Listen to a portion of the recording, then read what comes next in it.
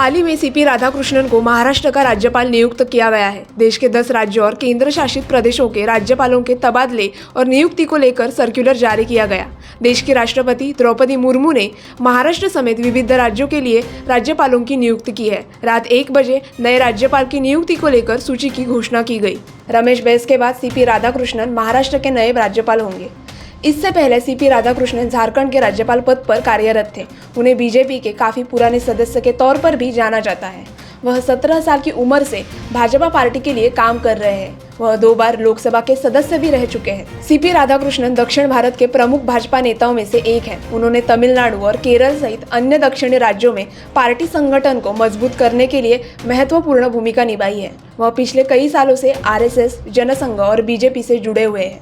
पिछले 5 वर्षों में भगत सिंह कोश्यारी और रमेश बैस के बाद राधाकृष्णन महाराष्ट्र के तीसरे राज्यपाल हैं। विधानसभा चुनाव अब कुछ ही महीने दूर है और इसी बीच सीपी राधाकृष्णन की नियुक्ति की गई है।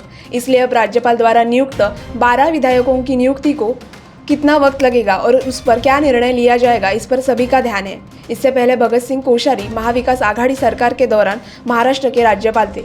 राज्यपाल द्वारा नियुक्त 12 विधायकों की सूची को लेकर महाविकास आघाड़ी और कोश्यारी के बीच बड़ा वाद हुआ था।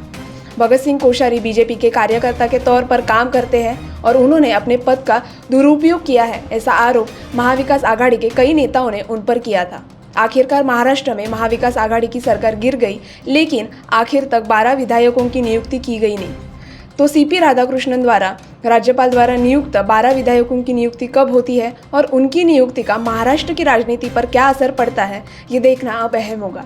सीपी राधाकृष्णन की महाराष्ट्र के राज्यपाल पद पर किए गए इस नियुक्ति के बारे में आप क्या सोचते हैं, हमें कमेंट करके ज़रूर बताएं और ऐसे ही वीडियो के लिए देखते रहे MB लाइव।